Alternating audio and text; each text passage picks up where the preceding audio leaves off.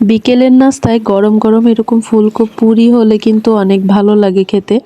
আর আমাদের বাসার সবাই হচ্ছে বাহিরের খাবার খুব পছন্দ করে, কিন্তু আজকে আমি বাসায় বানিয়ে খাওয়াবো নাস্তা, বললাম যে পুরি বানিয়ে ফেলি। আর গত রাতের হচ্ছে আলুর ভর্তা ছিল বাসায়, সেই ভর্তা দিয়ে আজকে আপনাদেরকে দেখাবো কিভাবে কম সময়ে ঝটপট বানিয়ে ফেলবেন।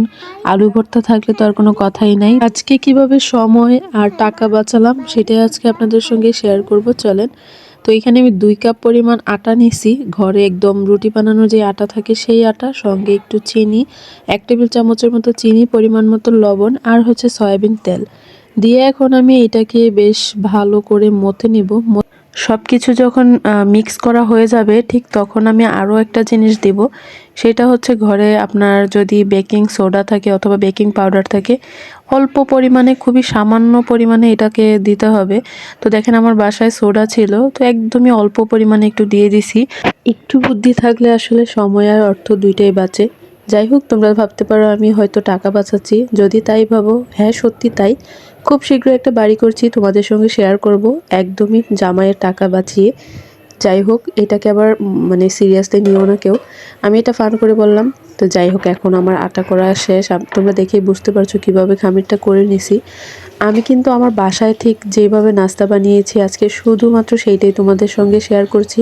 কোনো প্রফেশনাল ওয়েতে আমি তোমাদের কোনো রেসিপি দেখাচ্ছি না আজকের রেসিপিটা অ্যাটলিস্ট। তো এটা তোমরা ভাবতে পারো যে বাসায় যখন যেটা থাকবে সেটা দিয়ে কীভাবে নাস্তা বানাবে, এটা একটা টিপস দিলাম মনে করো।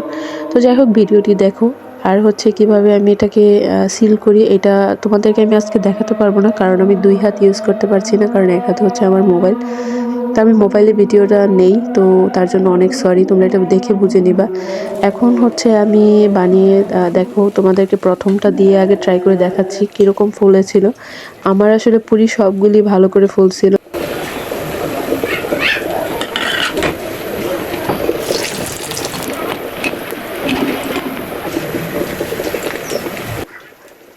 এখানে তোমাদের সঙ্গে একটা কথা বলি, দেখো আমি পুরি কিন্তু সবগুলি মোটামুটি ভালোই বানাইছিলাম, আর যেগুলো ভালো করে সিল করা হয় নাই সেগুলো থেকে কিন্তু এরকম ফেটে ভিতর থেকে হচ্ছে আলুর পুরটা হচ্ছে বের হয়ে গেছিলো, আর তেলটা নষ্ট হয়ে যাচ্ছে, মানে পুড়ে যাচ্ছে আর কি। তো এটার দিকে কিন্তু খেয়াল রাখতে হবে, খুব ভালো করে সিল করে তারপরে হচ্ছে বেলাটা হচ্ছে অনেক ইম্পর্টেন্ট পুরি বানানোর ক্ষেত্রে। আর আমি এটা সবচেয়ে কম পারি, আমি এটাতে খুবই অদক্ষ। তো যাই হোক, আমি অনেকগুলো ভেজে নিলাম। তো এখন আমার বেবি আসলে আমার পিছন পিছন ঘুরতেছিল, কারণ সে অনেক পছন্দ করে পুরি। একদমই মাশাআল্লাহ বলতে ভুলে যাবেন না কেউ।